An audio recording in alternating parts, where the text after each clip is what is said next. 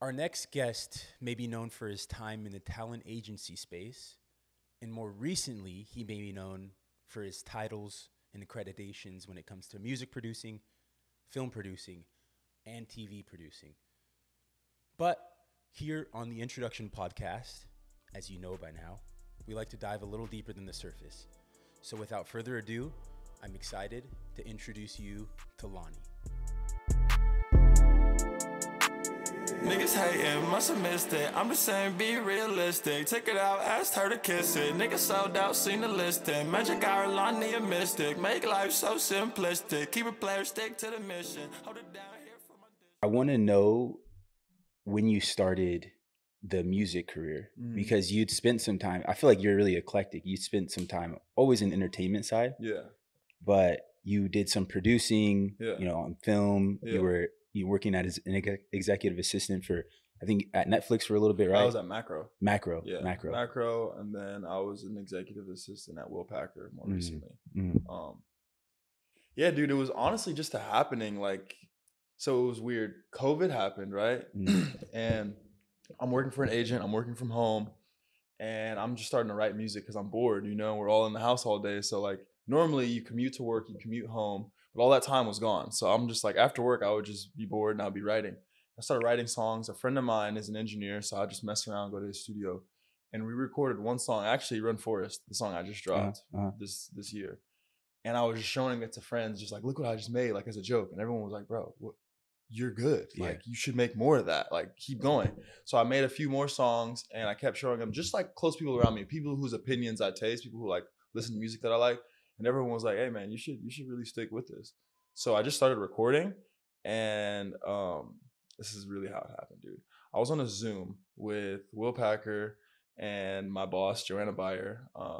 And we were talking about this film that's currently probably wrapping up production called Praise This. It's a musical set in Atlanta. And they were making a joke yo, why don't we just make Jelani a rapper it's a musical with rappers in it. Why don't we just throw Jelani in there? And Will is like, nah, he can't rap. He can't really rap. Look at his glasses. He's a nerd, you know what I'm saying? And in my head, I'm like, you don't even know, bro. I low-key got bars. But I didn't say anything. It's not my place, whatever. So after the Zoom gets up, we just kind of push through it. And I texted my boss. I'm like, hey, I actually do make music. She goes, stop lying. Send her 2 songs. She calls me. She goes, send that to Will. Send it to Will. Will sends me this voice memo hey man, you got skills. And this is someone who literally is making a movie with Quavo in it, and he's worked with the best of the best. He's one of the most prolific Black producers in Hollywood. And I was just a tipping point where I was like, yo, someone who sees talent said that I have talent. Someone who makes things happen said that I can make things happen.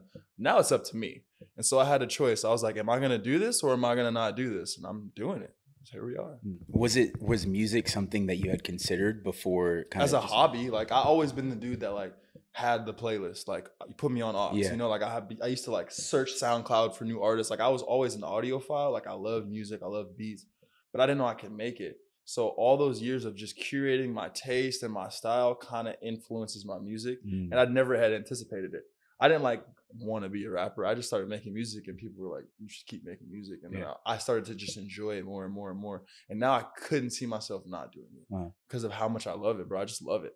So that's where I'm at. And I want to get into film too. I want to continue to be in film too, because they go together. Yeah. Well, speaking of film too, I was going to say, you spent a lot of time working on, film productions and music videos and things like that. And you see your visuals are incredible. Thank you. Your music's dope, but your visuals are incredible. I was watching it's the first music video you dropped. Forget It /4am. Yeah. Bro, that music video is fire. Yeah, no, absolutely. Absolutely. So it was you talking about the one where I was in shot on film? Yeah, you were on film. Yeah, I was in France. I was in France. Really? Yeah, I was in Versailles. Oh, wait, that wasn't, because you spent a lot of time abroad too. Yeah, that was last year. So my girl is, her family is from Paris and Normandy. So we were visiting her aunt and her uncle. And I was like, I'm going to bring the film camera and let's just shoot something. So we were in the Palace of Versailles. And I just shot the video. And then Daniel, DCat. Yeah. DCat calls me randomly a week after I get back. He was like, hey, dude, I got these lenses for the weekend. I'm bored. You want to shoot something? I'm like, I know exactly what we're going to shoot. So we shot some more footage for that video. And that's how the video came together. Super organic. Bro, random. It was incredible. Thank you. Yeah, Thank you. No, absolutely. It's funny I think the best things that happened, I was talking to, it's funny. You remember Sasha? Yeah. So Sasha was on it. First of all, Motion LA. Shout out to Motion LA. Exactly. You feel me? He said for him, COVID was a big tipping point. Changed my life. Pushing him. Yeah. I feel like we all had a moment to reflect. Mm-hmm. Like you stopped the routine. Mm-hmm. Everyone's routine stopped. Everyone's routine stopped at the same time. Mm-hmm. Like that shifted everything. Like, yeah. Also, just like how we perceive work. Like, wait, I go somewhere every single day and give them my whole day. Like, what if I did that to myself? Exactly. That's what was kept going on in my head. I was like, dang, I'm actually really like, I give them a lot. Like, what if I gave this to me? Mm-hmm. And so I think that's just natural. Like, the more time you have with yourself, the more you start to reflect. Mm. Yeah. Have you always been pretty? Yes.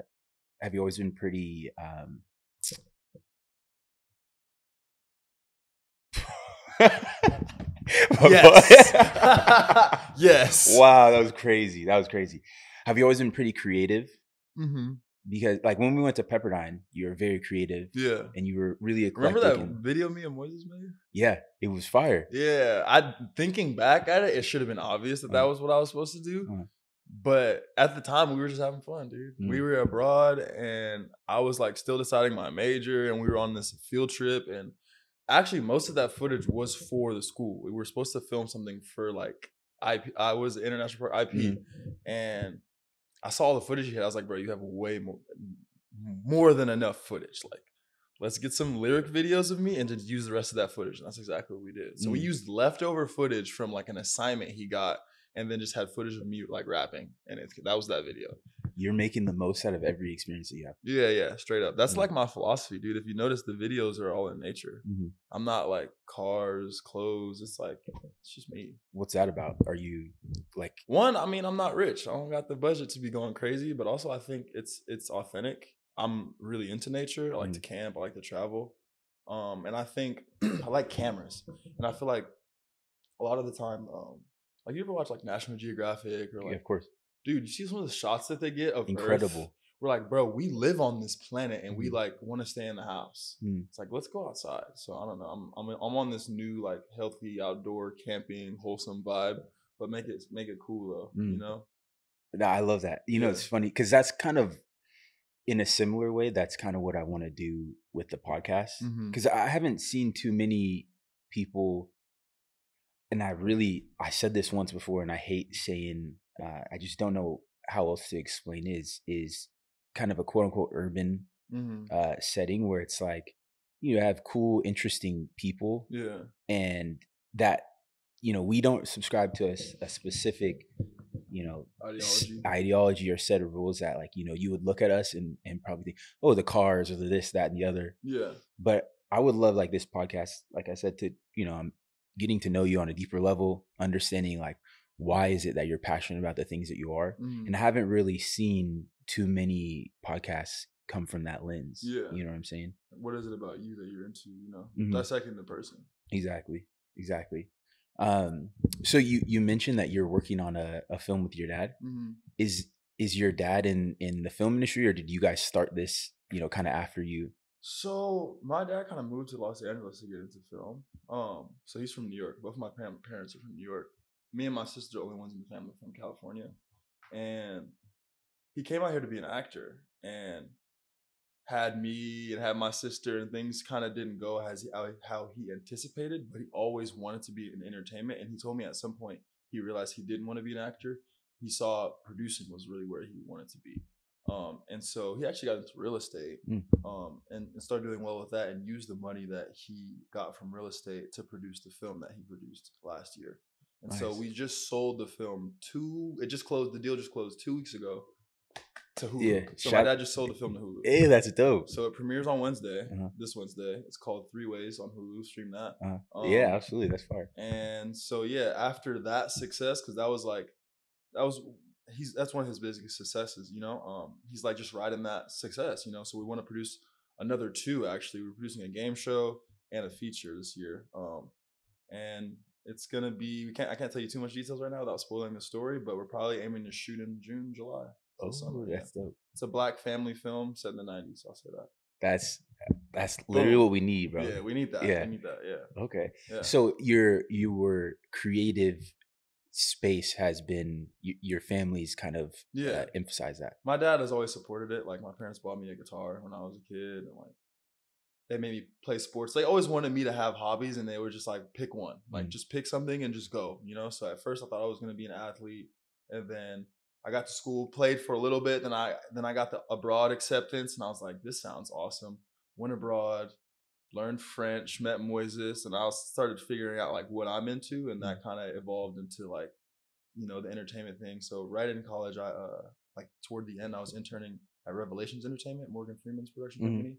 And I was basically like, I became like the lead intern. So I was training all the other interns, writing the manual, like just like I like owned that position. And my boss there was like, all right, I think you should work for like an agent. You should work in an agency.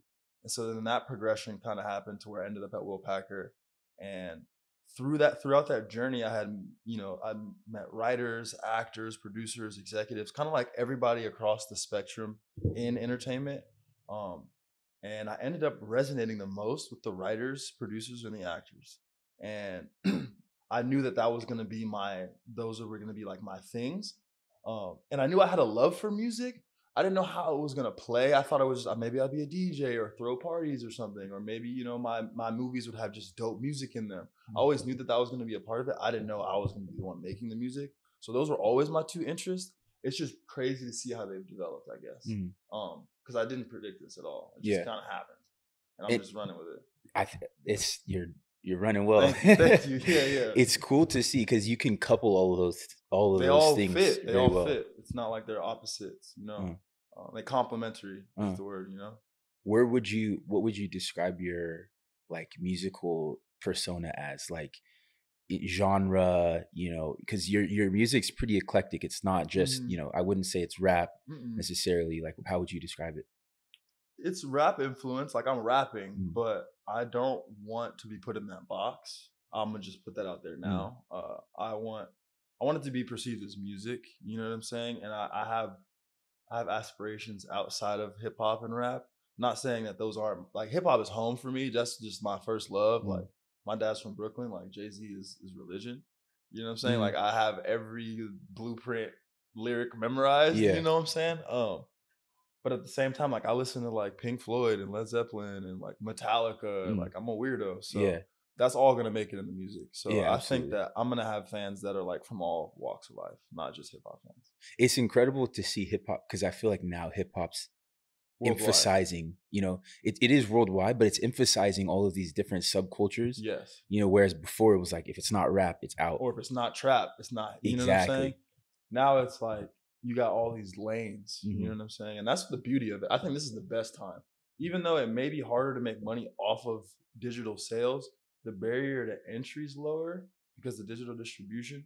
So now it's the content that's going to speak. It's like, if you like it, if people like it, they'll gravitate toward it. But there's more options. Like you go on Netflix now, there's a lot of options. Yeah. You know what I'm saying? Yeah. That's why they give you that, we'll choose for you. Yeah, bro. Honestly, that's so helpful. I was just at home this last weekend and I was using my little cousin's Netflix account at their place, and it's all different. Everything. I've never seen any of that stuff. I was like, what is going on? So many options. The algorithm, like we're fighting against the algorithm at this point. Like, what does artificial intelligence assume these people want to see? Yeah, you know, which is why I think if you feed your niche, you feed your people, you'll always have an audience. Like right now, it's like I don't need to be the biggest artist ever. I just need my people to mess with me. Absolutely. You know, it's about your tribe. I think that's what it's about now. You know, it's funny that you say that. Speaking about tribe, I see you, and I obviously look outside in, but I see that you have created a really dope group of people around you. And it seems like you guys are super supportive of each other. 100%. You guys always hype each other up. You're there for each other. 100%. Events, you know, this, that, and the other. So how do you go about building something like that? Intentionally. Like, I feel like you have a group of friends, we all know your friends. The next level is like, all right, guys, as a unit, what do we want to do? You know? We don't all got to do the same thing, but we all got to have like some type of like understanding, like, yo, we ride for each other. And I don't know, like I grew up on Taylor Gang and like, you know, like YMCMB, but mostly Taylor Gang, to be honest with you. Like just seeing how that like moved and how like that influenced rap culture, like everybody kind of clicked up and has their own team. Like before them, obviously it was like Wu-Tang, but I don't know, that same philosophy of like having like a Avengers. I love Yeah. that. You know, with Yeah. finesse You- leading, yeah. bro. I was about to Yeah, say, yeah. we had a group chat called Avengers Finesse Yeah, Leading. college. We used to throw some crazy parties in Beverly Hills, guys. Yeah, it was If fun. if you weren't there, you weren't there. It was fun while it Yeah. lasted. That was good. Yeah, That while was it fun. lasted, that was fun. That was fun. Damn, I remember that last one. Yeah. But you know, it's because you've always been that guy to really, like, you've pulled a lot of like-minded people together, Mm-hmm. you know, and you've always obviously wanted to create something Bigger than myself. Yeah, Yeah. yeah. It's And part of who I am, man. you can tell. Yeah. And honestly, you can see in your work and Mhm. how many people or what people really support you. Yeah.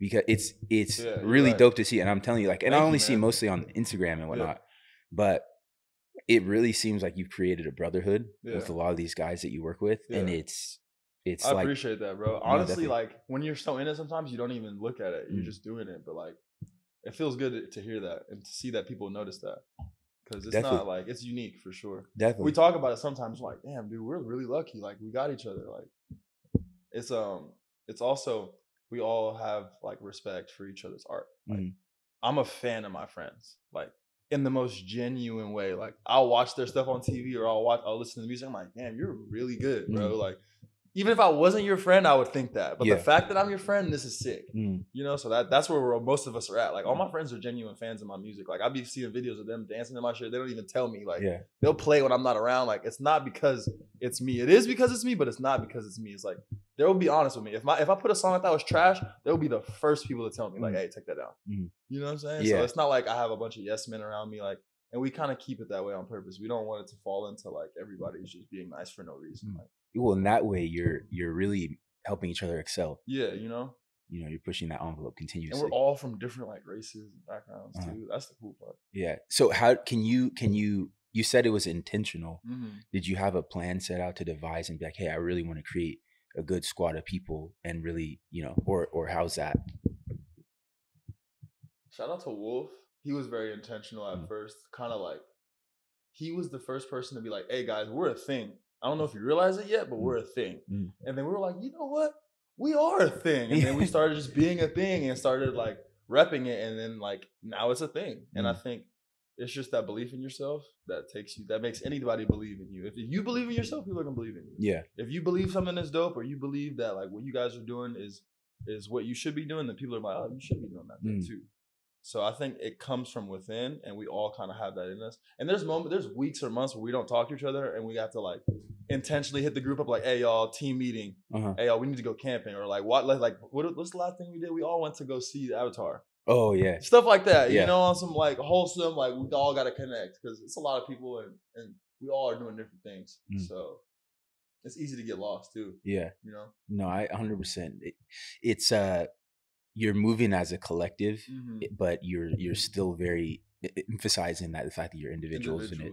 Yeah, it's easy to get lost, and I understand.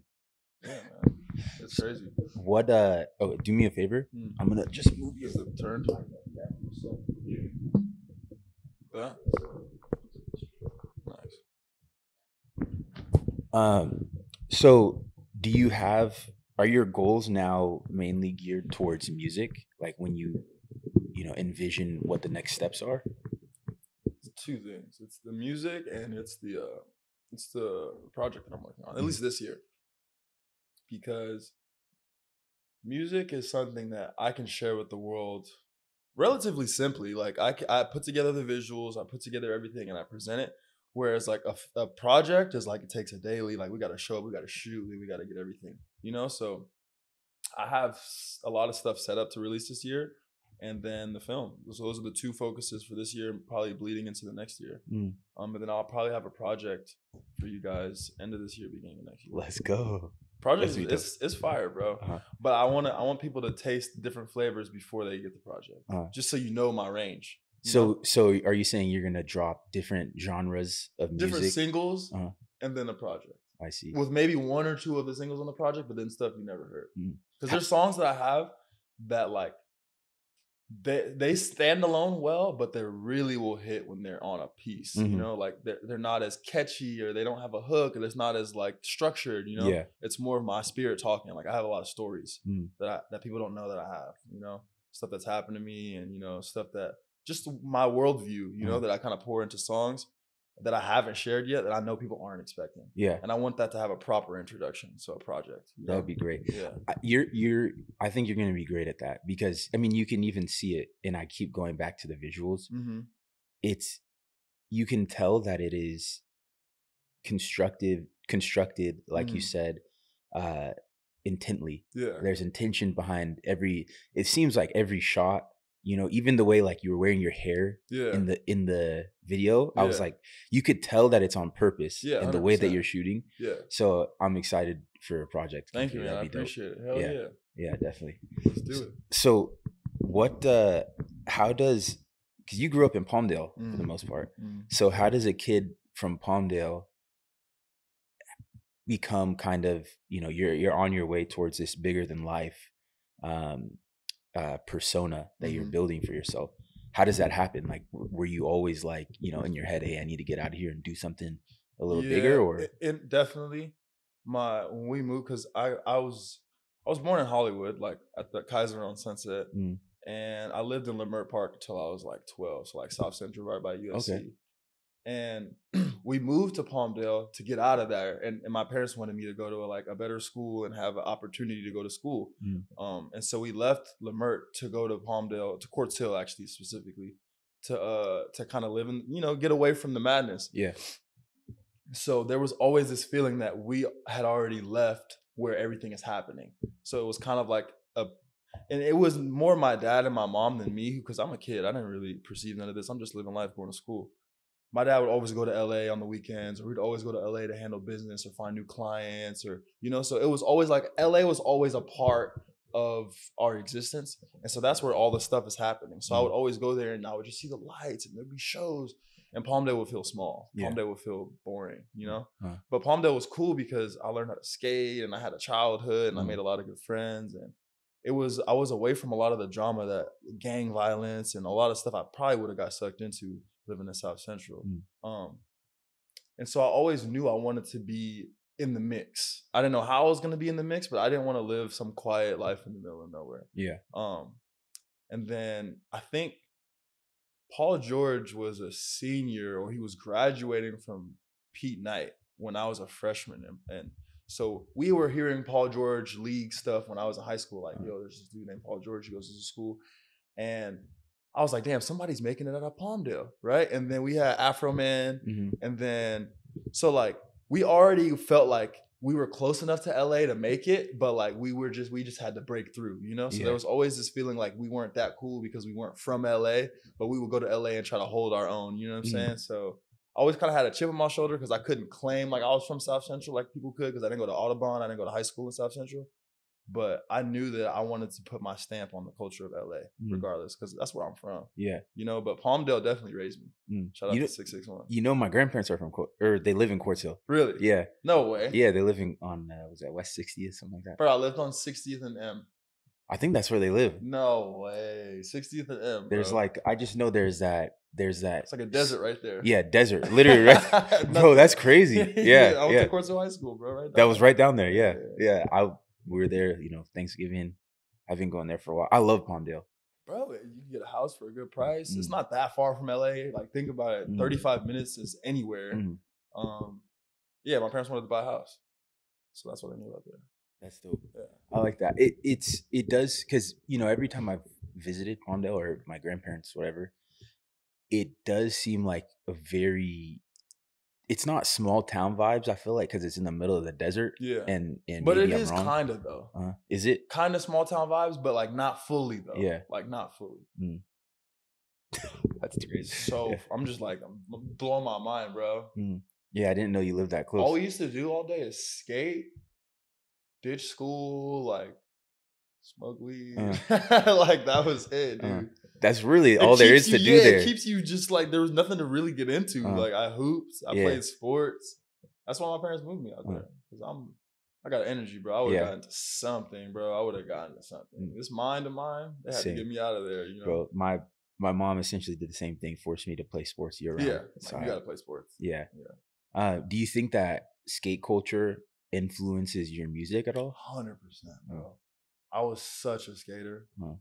for like from like 12 to like college. Mhm. I stopped skating when I got to Pepperdine. Really? The last day I really started, I started college, and we couldn't skate on campus. Yeah. If we had a flat campus, I would have been the skater guy. Uh-huh. But we couldn't even skate. So I was just like, we're going to skate now, bro. Yeah. You know? Yeah. So I kind of just like put it down, but I was low-key nice. And I think like Lupe Fiasco kind of was like a real big influence on me early because I was a skater, and Kick Push was like my whole like existence, you know? And my mom's favorite artist was Lupe. So that was my first favorite rapper was Lupe. Then it was T.I. randomly. Really? T.I. randomly. I don't know why. Yeah.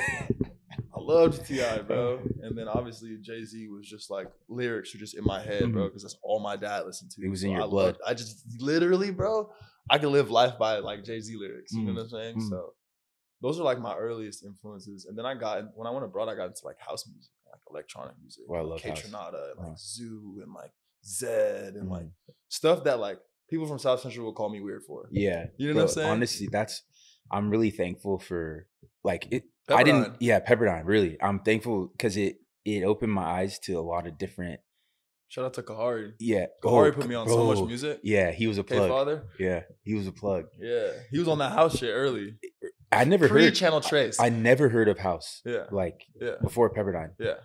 It was like Same, EDM really. and it was weird. Like it was EDM and I didn't like it. Yeah. And I got introduced to house music and I was like, this is tight. Mm-hmm. Like it's chill, but it's upbeat. It's party, but it's not like in your face. Like you can still play it in the background. Would you ever incorporate any of that into I got a few songs with it. I have a song, it's like a pop song with a house bridge. So the whole song's not house, but it has like 45 seconds of house. That's dope. And then 40 seconds of like just like almost like indie. I'll show it for you. Yeah. Do you only put your stuff on YouTube right now? Yeah, so I have my videos on YouTube. They're on like DistroVid, so wherever so probably Apple Music has the videos on there. And then all the music's on streaming platforms. So like Apple, Tidal, Amazon Music, Deezer, YouTube Music, SoundCloud. You can find me. Yeah, I went, I forgot that you had only gone by Lani. You put Jolando? I put Jolando. You're right. I got to switch that. People probably do that a lot. Yeah, but I mean, it's you'll figure it out. Yeah. Champagne Poppy. I found it. Yeah, exactly. It's not at Drake. Exactly. I found it if I want, you know what I mean? Yeah. So how do you, from the artistic standpoint, how do you go about creating a project and making music? Like, what's your personal step-by-step process? I write what I'm feeling. And a lot of times, if I write in quick succession, like for like 2 weeks, I'm writing every other day or like twice a week, there's a theme already baked in because this is where I'm at. So a lot of songs that were recorded closer together just naturally feel close. Even if they sonically sound different, they feel like the subject matter and the mood feel the same. So a lot of times it's like a mood or like a concept or an idea that I'm talking about will kind of be through certain songs. And so those will naturally stick together. And then sometimes it'll be like a beat type. Like a lot of times I just like old school hip hop type beats. And I have a lot of old school hip hop songs that don't sound like any of the stuff I put out already. So they kind of need to sit in their own little project. Yeah. You know what I'm saying? Otherwise it'll feel random, you know? So, and like I was telling you earlier, like I have such a wide range of influences that it has to be compartmentalized just for you to be able to digest it. Yeah. You feel me? Otherwise it's going to feel like a playlist, you know? Yeah. I mean, you're thinking, 4 steps ahead, obviously. Yeah. Bro, working for a manager and an agent, like my mind is already on a different frequency. Like for 3 or 4 years, I was working for people whose whole job was to make other people's careers take off, other people's can make their schedule better, make their vision for their artists. So I'm like applying stuff I was doing for other people to myself. And then I have to like put my own twist on it because that's just how I am. Do you subscribe to the thought that everything happens for a reason? 100,000%. How else could it happen? Yeah, I'm the same way because you can see. It's funny when you dissect people's lives. Retrospectively, you can see all these different little steps that happen, and you could say anything you want, but I definitely subscribe to the thought that it all happens for a reason. Like you had to make a choice. You had to make a choice to like put yourself out there and start working for, as an executive assistant, right? And then that allowed you all this knowledge to apply to your, the business end of your artistry. Yeah. And I feel advantaged in that. Because a lot of artists have no clue what manager you're looking for, what they even do, what like production companies are looking for. Like, I'm gonna be one of those artists that are like, it's gonna be on a TV show maybe, or like in a movie, you know. And there's so much value in that. You know, you have the blueprint, the base work already set. And I'm not coming from like this, I'm the best ever perspective. Like, I believe in myself. I know I'm the shit, but it's more of like, I just want to do it creatively. I want to have those accomplishments. You know, I want to be someone that has a voice for people. And I know that, you know, entertaining people is one way to do it. And I like entertaining people. It feels great. You know, like when I show you a song and you're just like, that is the best feeling I've ever felt in my life, bro. It's like a drug. Like when I show people songs and they're like, bro, I'm like high on it. That's how I know I needed to do it. I was like, one time we were at an after party, bro. I played Run Forest. This was like a year and a half ago before I was even knew I was gonna be an artist. And Kai, my homie on Team Wolf Premier, he goes, bro. He takes the aux from the DJ, plugs it in, and he just starts playing it. Doesn't tell me, and he just looks at me. And he goes, "Look at this," and like everyone just like starts looking around like, "Yo, what is this?" Da, da, da, da. And he's like, "It's this guy right here." And he like puts me on blast, bro, at like 4 a.m. And after that, I made that song. I'm up at 4 a.m. once again, because I was like, "Damn, this is real. This is real." That's a great that's gonna age well. You know, that's gonna age well as well. Yeah. Shout out to Kai.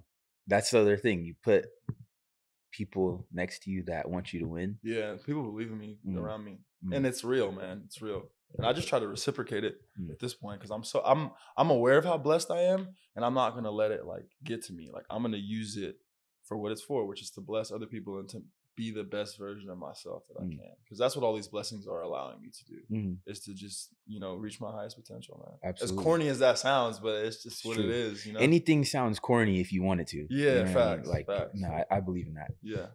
You keep mentioning, you hint towards the fact that you do this for, you know, people that listen, right? And so who is it, if you could describe, you know, the audience that you're essentially doing it for, or your listener, like who is that person that can tap into it and really that you envision feel it? I'd say, people who like to have fun. Definitely my music is fun and has like a lighthearted aspect to it. But I also want people who appreciate some substance and, you know, messaging that is positive. And I think positive messaging in music has a bad connotation. And there's a very delicate line. Like you can't be almost too on the nose positive because then it's preachy, or then it's like, who do you think you are to tell me how to live my life? And I'm never coming from that perspective. I'm just telling you my experience, and through my experience, maybe you could decide how you want to live your life or what you want to prioritize. But I'm all about eating good, living good, traveling, taking care of yourself, taking care of your family and your loved ones. Like, you know, values that aren't necessarily the main values that we get in hip hop, but that's changing. Yeah. And I have songs about girls and you know, the typical stuff, because I want to be rich. I want to live a life of lavish experiences, but that's not what drives me. You know what I'm saying? Yeah. I feel like we've seen that that's not what fulfills people. Like we've seen people get to that, get everything materially in the world miserable and spiral, and you know.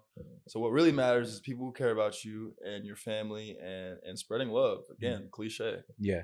Do you find that it's been hard to navigate that because, you know, the way that you are presenting your music is not in like the quote unquote get rich quick of rap or hip hop or even most music that we're consuming, right? It's mostly like I think girls that's where I'm gonna popping win. bottles. I think that creates I'm longevity not doing for you. that.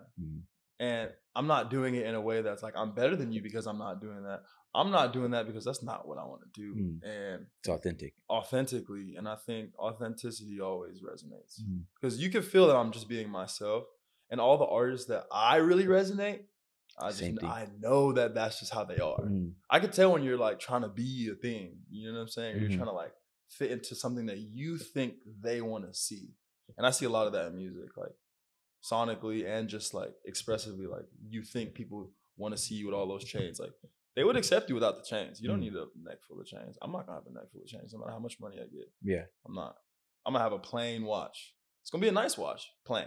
You feel me? Like I already know how I'm coming in. Like I'm gonna have crystals and like, I don't know, like copper or something. Like I don't need those kind of things. I want property, bro. I want stuff that my kids can use, you know? Did your parents indoctrinate you with that, or how these thoughts My come? dad, man, my dad is breaking the cycle in our family, and I'm just an extension of that. My Bro. dad came from poverty, and he lives in West Hills now, and just sold a movie to Hulu. That's exactly, I feel like that is the shout out to Jalil for Pops. Yeah, absolutely. Shout out to Pops, because And my mom's. that is Holding it what down. you want to do. Yeah. You know what I'm saying? Like, that is the ultimate dream. Yeah. Yeah, the streets of Brooklyn are not a joke. So he sees me at Pepperdine like, you don't even know what I lived when I was your age. So I'd be feeling spoiled. I feel spoiled and like soft compared to like my family sometimes. I feel like the dainty Pepperdine educated, like pinky up. So with that comes the responsibility of like, all right, well, I'm gonna change everything for everybody because I have like opportunities that like nobody in my family has, and I'm running with them for sure. Do you feel, because I know, because I went to Pepperdine sometimes, and you know, I'll look back and it's unfortunate because I found recently that I've really distanced myself from like a lot of my friends from back home and the way that I used to live and things like that, out of more so like desperation. Like I had to make sure that I'm following the right path to be able to make the difference for my kids, right? Yeah. But I've also, because of that, I feel like a little bit I struggle with that identity. Yeah. You see what I mean? Mm-hmm. Do you have you ever dealt with that? Like, yeah, I feel survivor's guilt kind of. Like, why me? Like, what? Like, people who are just as deserving of education as me didn't get what I got. But we worked hard, man. That's not an easy school to get into. And also, the way I look at it is like, the only thing I can do now is use my blessings to enrich other people. Because feeling bad that I have them helps no one. Yeah. Including myself. So what is it? Great power, great responsibility. It's like, because of our blessings, we got to help those around us. As far as distancing from myself from people who I kind of grew up with, I felt that naturally happened too, in a way, because our experiences have varied so much. But there's definitely friends like I still got from high school. Yeah. And I feel every time I hang out with them, like, yo, I need you in my life. Like, you keep me grounded. Because a lot of times I'm around people who are like flying, you know what I'm saying, high on their ego or their status, and like even just working a 9-to-5 job sometimes, bro, brings me back to earth. And it makes me appreciate all the stuff I got going, because I'm like, damn, imagine when I'm not going to have to do this anymore. Yeah. But because I've had to do this, like when I go to the store to buy groceries, or when I valet my car, or when I go talk to the lady who's just helping me out, like I see people. And I feel like a lot of time, like artists and people who get a certain level stop seeing other people because they're so caught up in themselves. You know what I'm saying? And I think all the stuff that I've gone through, whether it's being an assistant to working a regular job to, you know, going to school and like having to do homework and finals, like all of that is making me appreciate being an artist, because I never saw myself that way, as opposed to someone who's like, I'm an artist from like age 16 and they never had like other things to shape them other than like what they're doing. Yeah. So I'm glad I came about it right now. You know what I'm saying? I think it's the perfect time. Yeah. It gave you perspective. Yeah. It kind of colored in my artistry. Otherwise it would have just been like me copying other artists, because I didn't have any life to live to really, you know? Yeah. Like, I have so much to inject into the music. You do. You really do, especially from your lens. Like, just how much I know you. You're really well traveled. You speak fluent French, which like you came back from abroad, bro. It's dope to see like the way that you live your life and the way that you would assume that you would be totally different. You have so much more to offer. Yeah. And it's cool to Thank see. you, man. No, absolutely. It took me a while to realize that, dude. I was kind of like sleeping on myself, to be honest with you. And I think I was so caught up in trying to be like success professionally that I didn't analyze myself from a like individual perspective. Because like, yeah, on paper, like maybe shouldn't have left that job. But like when you look at all the other things in my life that lead up to that decision, it makes sense. Yeah, you had to leave the job. I had to leave. Like, and it was a scary decision. Like, yo, I'm walking away from something that like is incredible. Like, this is an incredible team, like once in a lifetime opportunity. But this is also a once in a lifetime individual. So it's like I had to bet on myself at the end of the day. And I don't think that anyone gets to a certain level without taking a risk. Not at all. It's impossible. Not at all. You gotta roll the dice, bro. Yeah. How you gonna win? Yeah. No, I agree. Bro, it's the same. I mean, you say you want to get in real estate. If you gotta roll the dice. If you want a good deal, it's a risk. It is. That's dope. So do do you see yourself, let's say, like outside of Lani, Mhm. right? Just Jelani. Mhm. What is it that you're looking to do? Are you, you have all of these different goals, whether it may be real estate, you're Mhm. producing films, Mhm. all these different things. Are you just looking to continue, your wingspan and cover a bunch of different projects, or are there specific industries that you'd like to get into and take over? Eventually, I want to get into design. For what? I would love to be contracted to design specific things, like maybe like a couch or like a car or like a living space. Like I think it's a natural progression of artistry to go from like if you're a filmmaker, then maybe you might get into like writing, or maybe then you might get into sound. Like I feel like people who are into one form of art are normally into multiple forms of art, and I feel like film is a collection of art forms. So film is like camera, sound, writing, performance. It's like 7 arts all in one, and then you have the business side. So it's like a huge amalgamation of arts. I think music is a lot simpler because it's me, the mic, and the producer, and maybe some concepts.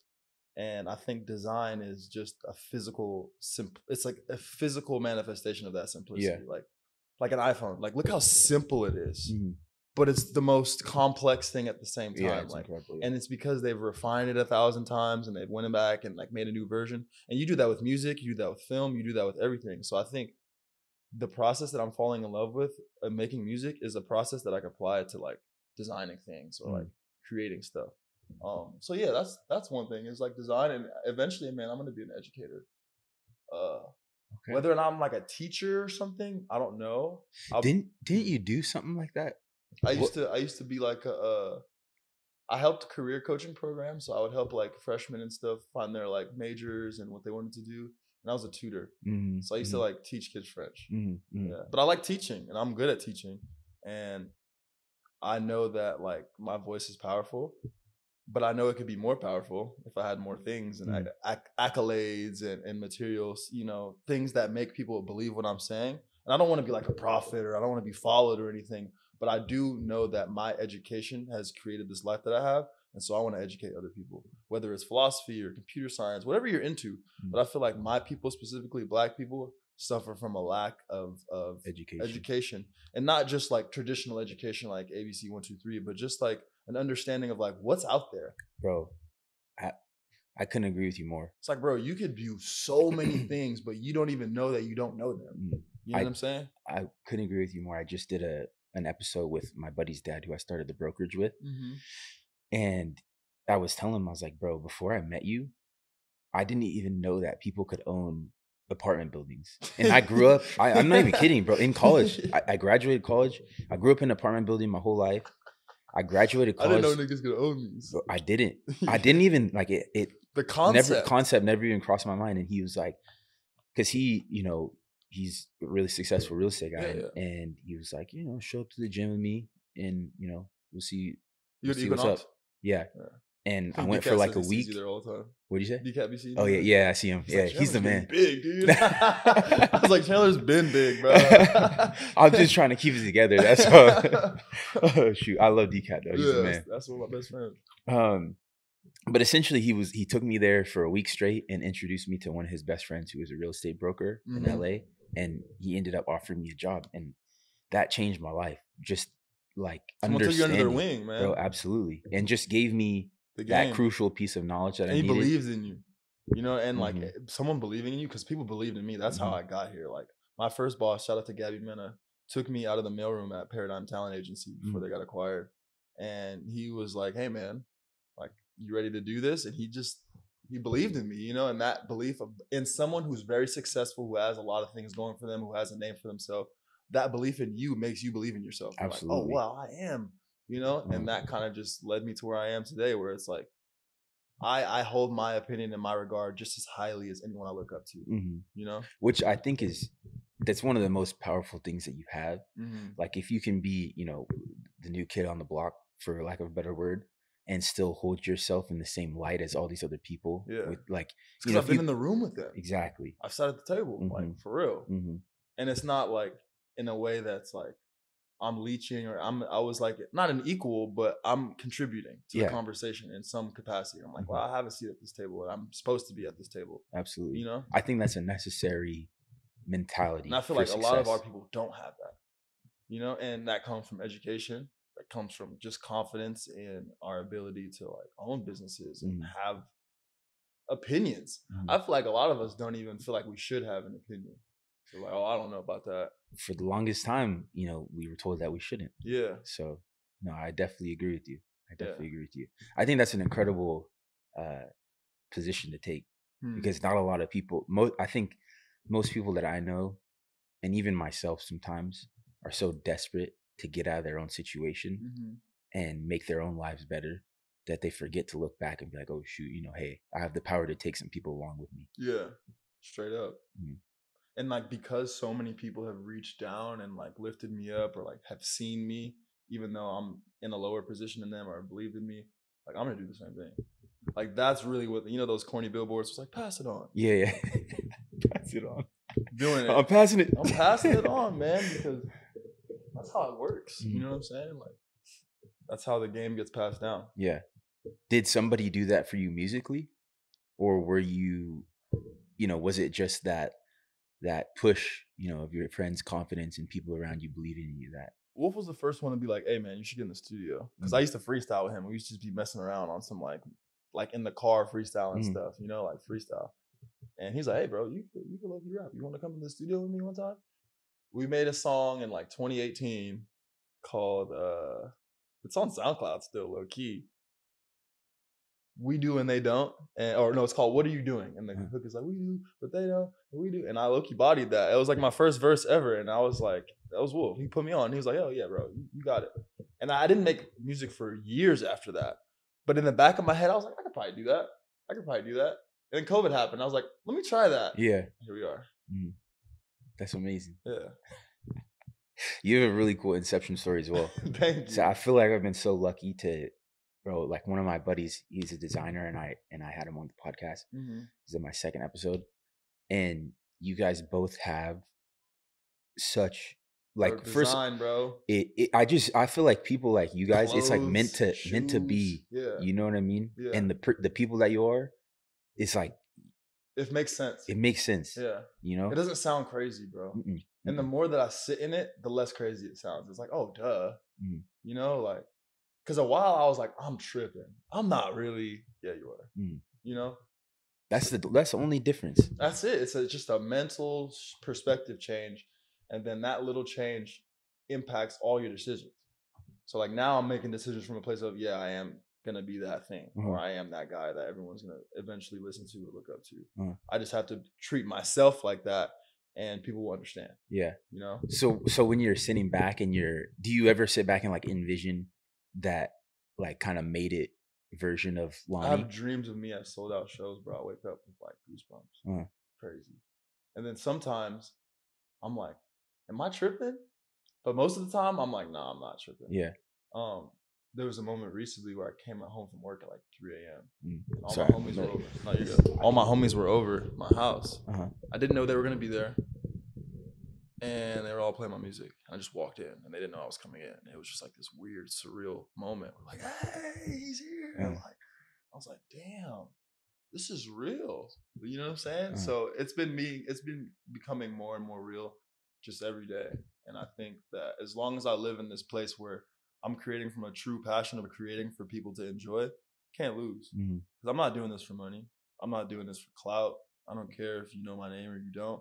I want you to hear that and be like, that was fire. Yeah. That's all I'm doing this for. Like, what was that? Run that back. Yeah. The love of the craft. Who is this? Like, can I hear more of it? Because that's why I love music. That's why, you know, when you hear Cardi on Whole Lotta Red and you're like, whoa. Like, even if you don't like it, you're like, whoa. That was crazy. That was crazy. Like, the fact that you committed to this right now is like respect. You know what I'm saying? Like, I love people who push boundaries, who push the sound forward. Because, like, I think music is becoming more and more culturally relevant. Absolutely. You know what I'm saying? Bro, music is it's not getting less important. No, not even close. Yeah. It helps lessen the gap. Yeah. Between, you know, cultures, people, events. music transcends all. Especially in LA, man, we're in our car all the time. It's like, who's on the aux? Like, I'm just trying to imagine a world without music that we live in. It's impossible, bro. Like, you have to think, like, 1,000 years ago, you had to go, like, somewhere to see live music. Yeah. That's it. You had to go somewhere. And if you had the time or the money, or you lived in a location where people were even talented enough to hone a musical skill. Like, the only way you could hear a song was like some rich person paid a violinist for an hour. It's like, now we could play any song ever made at any given moment. It's crazy if you really think about it. I can get on a plane and go to anywhere in the world right now in less than like a day. Yeah, exactly. In less than a day. What? And we're all like depressed somehow. It's crazy. Like, we're living in the future already. And since it kind of creeped in, we don't realize it. But we're in the future, bro. A Tesla can pick you up, pull up to your house. Yeah, it could. It's like, whoa, how do we get here, bro? I'm on my Amazon Prime like every day. Yeah. Like, I want something and it's here. Like, Postmates. Everything is like, eventually, bro, we're just going to think it. It's just going to be right there. Oh, really? Have you ever heard of ChatGPT? Yes. That OpenAI stuff is crazy. Are you using it yet? I use ChatGPT, and I've been using the image one. I haven't used the image one, but I see people create all these. Image I created? Yeah. So what do? You just type in what you're looking for, and it'll just create something for you? It's like, it's super prompt dependent. So the more creative or specific you can get with your input, the more creative and specific the output is. So there's still an element of creativity necessary to get the results you're looking for, because it doesn't just come up with ideas. You have to come up with the idea. It executes the ideas. So the ideation is still with the individual. So it's never going to replace consciousness. And that's why this AI conversation of like, our AI is going to replace humans? Like, no, it will displace a lot of jobs, like especially in like transportation and like copywriting, like anything that's just like blank text that doesn't need any emotional nuance. A computer can write that. Like a description for this microphone, computer can write it. Do you still have like creative ownership over the images? The images? Yeah, because I edited this. So I took. Oh, this is fire. Fire, right? It's for the song that I just recorded. Really? Fire. Oh, that's gonna be. Is it in March? It looks a little bit psychedelic. Yeah. Oh, that's dope. The song's called Mystic. I won't say anything about it, but that's fire. Yeah. So let me ask you, we're talking about how easy it is to access both music, art, all of these different things. As an artist, I would assume that an important part of putting your art out there is like creating moments, right? And since it's so easy to get a piece of your art or get a small piece of you, how do you create moments as an artist? And because I'm assuming one of them is your visuals. Yeah. And I keep going back to that because they're really like, they're way farther ahead. Yeah, I'm making a point to make them farther ahead because like I'm like, this is how I'm coming out. Like, not even of your music, but just in general, it's just like it's really, really well done. Thank you. Shout out to the team. Shout out to Moises. Shout out to DK. Shout out to Noah. Like you said, I think we're in such a visual world that like I couldn't even I can release a project without all of them having visuals, but I couldn't even imagine releasing a single without a visual. Just because of the climate we're in. TikTok and YouTube Shorts, and like, if you don't have a visual anchor, it's a lot harder for you to remember it or go back to it because you have so many other things capturing your attention. And also, that's just my favorite way to do it. Like, I wouldn't want to show you it without a visual. Like, I'm really inspired by Rocky, and Rocky's visuals are crazy, bro. It's almost like I'm excited for his video just because I want to just see it. Like, it sounds fire. I love his music, but sometimes I just want to watch. I'm like, yo, what is he doing now? Like, what fits he gonna be wearing? Like, what's the edit gonna be like? Like, his edits are crazy. Concepts are crazy. I think Tyler the Creator's videos kind of give me that, like, he cares. Like, he could be a film director if he really wanted to. You know what I'm saying? And so I want visuals to be. I want to be a visual artist. I want you to think of visuals just as much as music when you think of me. Yeah. I don't want you to just think of me as an artist. I feel like a lot of artists, maybe the visuals are secondary. They're like right here with me. Like when I'm thinking of a song, I already see pictures. Yeah. That's just how my mind works. That's just how my mind works. That's how I am too. It's selfishly, I'm a big Drake. Like, I hate to say I'm a fan, but bro, I love Drake, bro. Come on, and bro.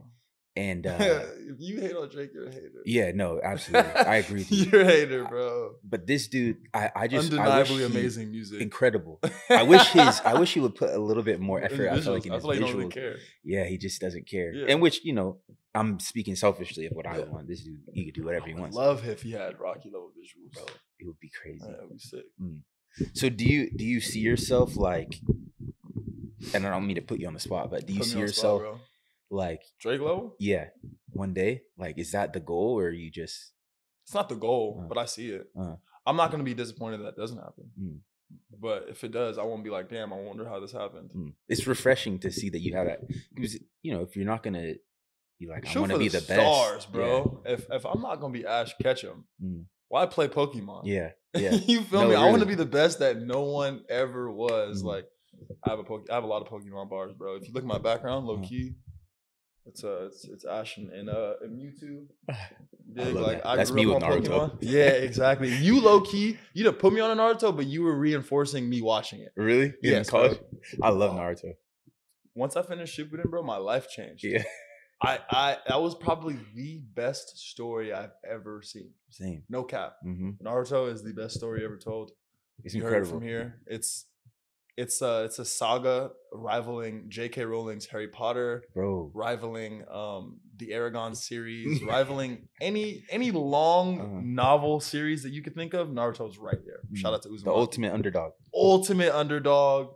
Love is a virtue. Don't leave your team behind. All the values that you could get from life will be found in the Leaf Village. Bro, I kid you not. I told someone, I was like, look, my kids. I cried, bro. Watching Naruto. I cried. No, really. I cried. I never would have thought that something like that could pull out so much emotion, but it does. It's a really good story. Nah, it's amazing, bro. And I hope they never make it live action. I agree. Yeah, that would ruin it. I hope no one ever thinks to do that. Yeah, that would ruin it. Destroy it. Yeah. Oh. Okay, so for your next project, are you dropping visuals to every single song on it? Or would it, like, what does that look like? I'm gonna go to France to shoot a lot of the visuals because I'm speaking French in a lot of these songs, and not a lot of them, but a few of them. So it's gonna have a French theme. So we're gonna go to France and shoot a lot of it. So imagine like Paris and like Cannes, like the South, like it's gonna be like French francophone vibes because I feel like I fell in love with that language, and it's just something that I haven't ever heard anyone implement into like rap like that. Like I've heard French rappers, but I've never heard an American rapper speaking French. Yeah, no, the same on the track. Same, yeah. So like I feel like that's gonna be my stamp. When people they're like, wait, what? And they're gonna be like, oh, who's that? And then they're gonna hear my other music that sounds a little more like general and like, but like that's gonna be like something that only I can do. Like at the way that I do it. I think it's incredible that you're doing that because it's a portion of your authenticity. Yeah. And that's what I realized. I was like, yo, like what can I do that will make me only me? And that's one of them. That's dope. And I'll be like switching back and forth. Have you heard of Maîtresim? Maîtresim, yeah. Yeah. Fire. Incredible. I love his music. Fire. Yeah, I love his music. But it's dope that I feel like the way that you go about your artistry is as if you're already like there. On that, I feel like that inside though. Well, it's like it is. You know what I mean? Like I feel like people are just gonna have to catch up. Exactly. I feel like people are gonna like look at it retroactively, like, damn, I missed out. Like I didn't know this was even happening. And I'm like, I mean, that's what I want. I want you to have to catch up. I don't want to feel like I got to catch up to you or my competition. I want you to feel like you missed out or you're late. And that's what I feel like it's gonna be. Because like when I find new artists that I feel like, damn, I didn't know. I go through all their music. I go through all their videos. Like I want a catalog, and I don't need all the videos to have a gazillion views. But the content speaks for itself. Like if you like it, you like it. If you don't, you don't. So I'm letting the art do most of the work. I'm doing as much as I can to promote it. But I think once it hits, there's no going back. Once enough ears catch it, I feel like there's really no going back. Oh, and I truly believe that it will. Yeah. Like the content that you put out, literally both musically and visually, for someone who started within the last year and a half. Yeah. Crazy. Thank you, bro. Really. Thank you. It's gonna be enjoyable to watch. Sometimes I beat myself up. I'm like, I'm not doing enough. That's the crazy part. I mean, That's how it be, I guess. Yeah, I That's feel how it like be. most successful people have that thought process. Yeah. You know, you're always pushing the envelope. Yeah. Uh, well, I appreciate you for coming on. Thanks for inviting me, dude. This was Bro, sick. it's my pleasure. I've never been on a podcast before. Really? No. I mean, you seem really natural. Yeah, I mean, we're friends though, so we're that's true. I forgot these were here for a second. Good. Okay, good. Because Yeah. that's the vibe I want to create. I don't want it to be like an interview, really. Yeah, You know, it's a conversation. Just a conversation, candid. You like throughout this conversation, I've had moments where I'm like, you know, you see an excess amount of the real you pouring out in what you're saying. I feel like this format is what I need. Mm. I feel like you don't know this is how I am for my music. Mm. And on my social, I'm not really this candid just because I feel like that's not the place for it anymore. It never really was, but definitely not now. I feel like it's not a Instagram, Facebook, anything where you post and like, comment. It's not a dialogue. So anything that I say is kind of one-sided because you can't talk back to me. Yeah. So then I'm just spewing out opinions, which everybody got opinions. Why do you care about mine? I'm way more into like this, where like I can say something, then you say something back, and then I think that's why Joe Rogan took off. It's because like that form of content, which is a conversation, I feel like people get more out of it than like you just telling me the news or you just like 6 things about the music industry. Yeah. This, I feel like people will learn more about life from this than any tutorial or any newscast. I 100% agree. And I've always wanted to be on a podcast. That's when you said I was immediately down. I was like, bro, this is what I've been waiting for. I've been waiting for like someone to talk to me. So I don't got nobody to talk to. Yeah. Yeah, no one cares about me yet. No, bro. I would disagree because like you, even like when the amount of support that you've had around like the work that you've put out, I would, and you know, I'm from the outside looking in, obviously, but as someone who is not you and not in that, let's say that direct group that you guys have put together, like I feel like a lot of people want to know about you and like what's going on, like how you're moving and what's the next, you know, step for you. And I can't wait to share this, dude. Yeah. I think it'll be an incredible journey to watch. Dude, sometimes I watch like these No Jumper interviews or like these like rap geniuses. I'm like, we didn't talk about nothing. Yeah, like, I don't like that stuff. Yeah. We could have went way deeper, and I feel like that's kind of what I am. I have a lot more substance than I feel like people see at first glance because I'm kind of quiet and I kind of don't give that off. I'm not preachy. I'm not. You can read my captions and kind of tell there's more to me sometimes, but I don't know. I feel like this is where I'm gonna win. My personality. I 100% agree. Yeah, and I would argue like, and I was telling my buddy, because he was kind of the opposite of you. He said, you know, he doesn't really like to answer too many questions, and he doesn't like to, you know, which fits him really well, to be honest. It depends like, on the person, the mysteriousness. Because some people, once you get too much, you don't like them. Well, you know what's weird for him, or they don't like sharing. He just it makes them feel weird, and you can feel that, and then you don't feel good. Like I wish I wouldn't have asked you to share that. You know what I'm saying? Whereas like I'm candid, like it feels good for me to tell you because I got so much going on in here. So it's like a form of release for me to be able to articulate myself and kind of explain what I'm doing. Yeah. And it helps me figure it out too when I'm talking to you. It helps me like clear it all out. Honestly, I always wish that like I could have, because I have a terrible memory, bro. It's crazy. And so I always wish that I could have pieces of my life just captured in video. So I could go back and be like, oh, you know. Yeah. And I do feel like this podcast will help me do that on a personal note. But the guests that come on, where I've interviewed some incredible people so far, and like hearing the journeys and the stories, I feel like looking back on them, like when you're, you know, 5 years, hindsight, 10 years down, you're gonna like, be look back where I was. Exactly. Where I am. And then the things that you're talking about on the podcast, when you've achieved them, at that point, you're gonna be like, oh shoot. Straight up. I think it's dope when you can see an artist and you can see that there's a consistency. You know? I think that's one of the dopest things to see. When they do those documentaries on like athletes or like, and you can see like, day one, he said he was going to be the best. day 185, he was the Yeah, best. yeah. Like that is so amazing, bro. I feel like this is the first time that in our lives we'll kind of be able to see that in real time. Yeah. Because before, now we get to see the documentaries and things like that that come out. Yeah. But other than that, within the past 10 years or so, all you have is maybe a couple of stories of somebody saying this, or like, a 30-second clip of somebody being like, yeah, I'm gonna make it or whatever. Yeah. Straight up. So are you gonna plan to do more podcasting and kind of give people more insight as you go? 100%. I want people to fall in love with me, not like a false projection of me, because that's not sustainable. And then if I slip up on that, then people aren't gonna trust me. So it's like I can't lose if I'm just being myself. Yeah, scars and all, so yeah, it's scary sometimes. Absolutely. Being transparent, but I feel like that vulnerability is what people actually need and what actually helps people. Because when people are too perfect, it's a distance. Absolutely. And I feel like part of the rap persona is perfection, or like I'm just everything's perfect, everything's lit all the time. And there's an aspect of that. I'm most of the time, yeah, but then there's times where I'm like, damn, the world is a crazy place, and let's try to make it a little better. And that's what I'm gonna try to do. Yeah, that's dope. I do think there's a lot of power in the vulnerability. And shout out to Kid Cudi, bro. He really changed created my life. Let's talk about it. When I was in high school, Kid Cudi was all I was listening to for a second because of what I was going through. Like I had my first girlfriend broke up with me, and I was getting acne, and like I just was like not feeling myself, bro.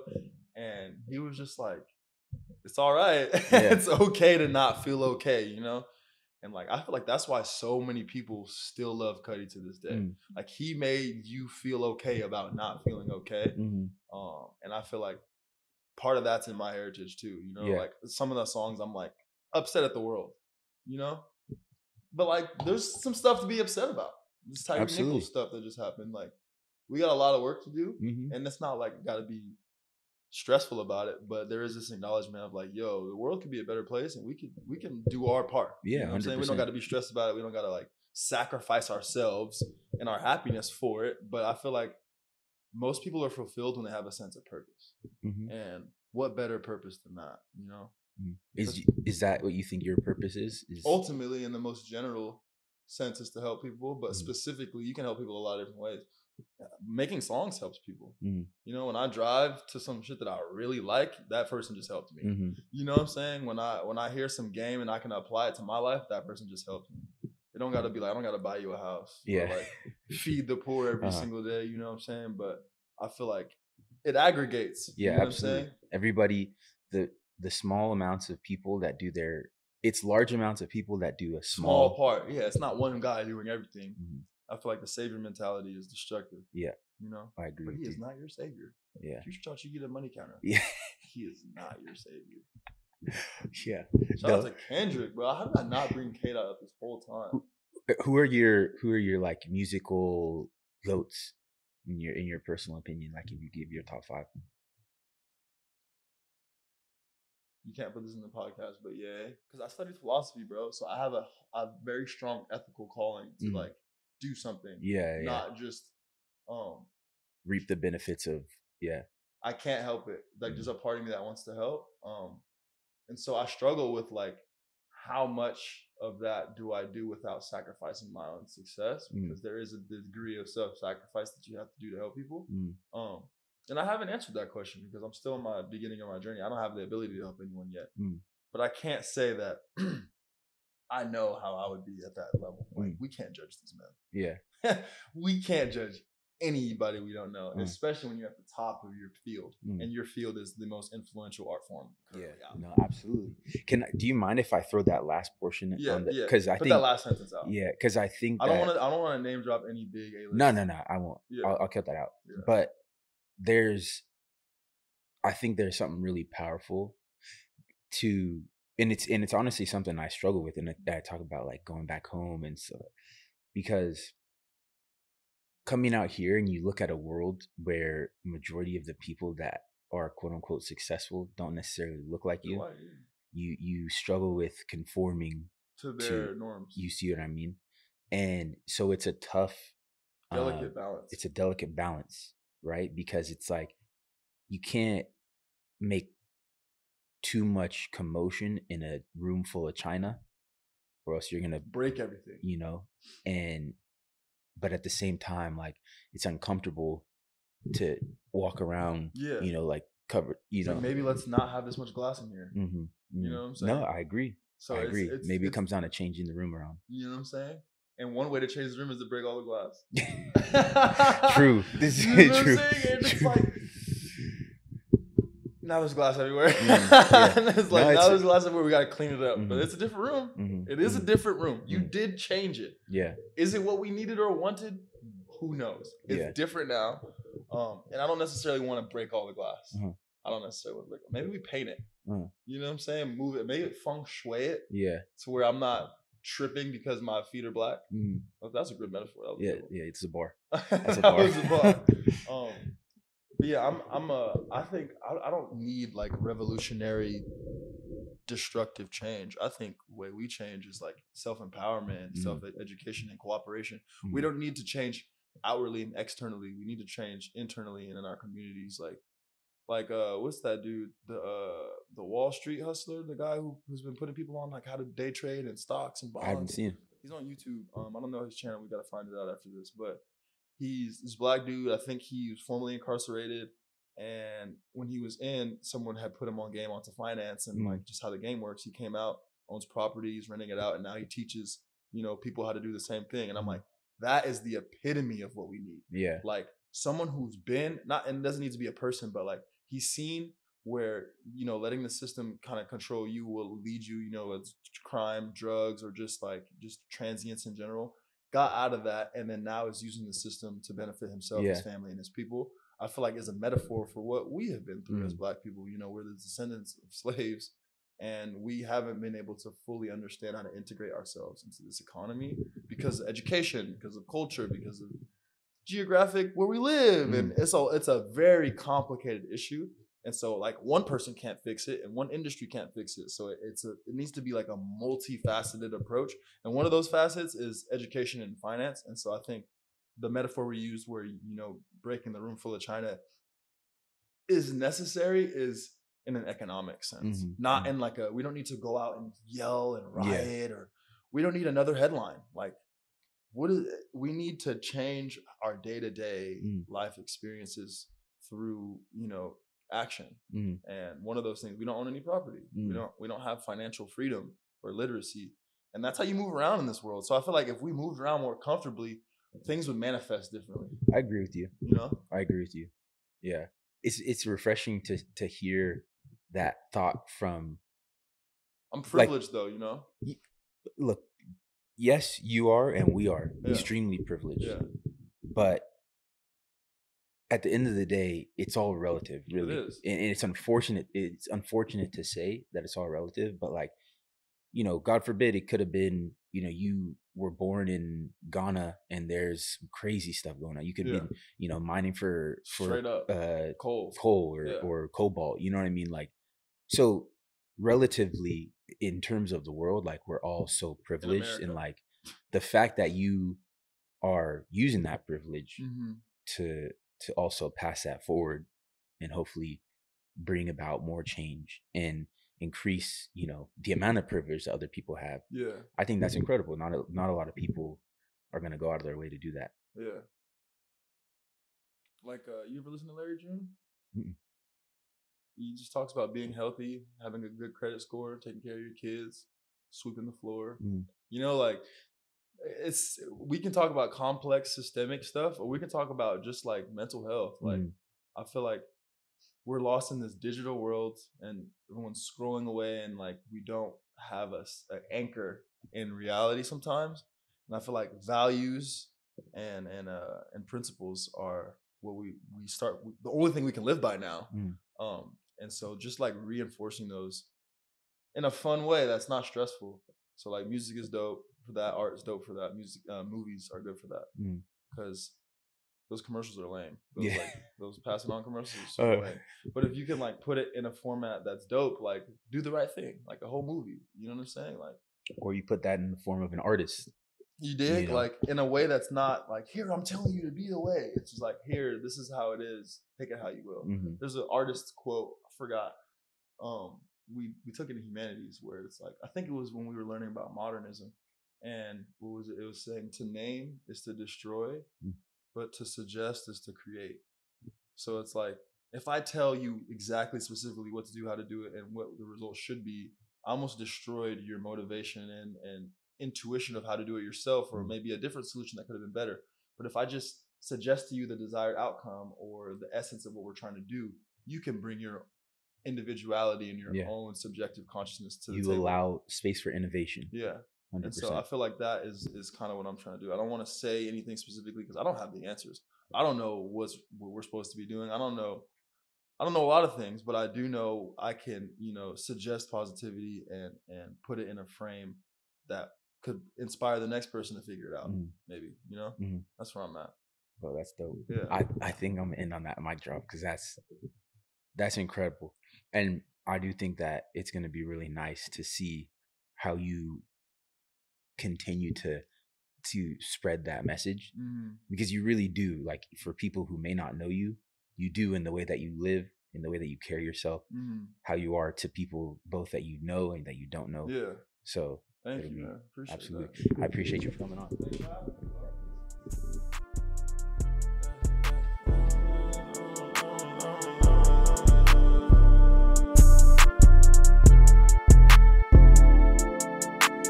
Niggas hating, must have missed it. I'm just saying, be realistic. Take it out, asked her to kiss it. Niggas sold out, seen the listing. Magic hour, Lani a mystic. Make life so simplistic. Keep it player, stick to the mission.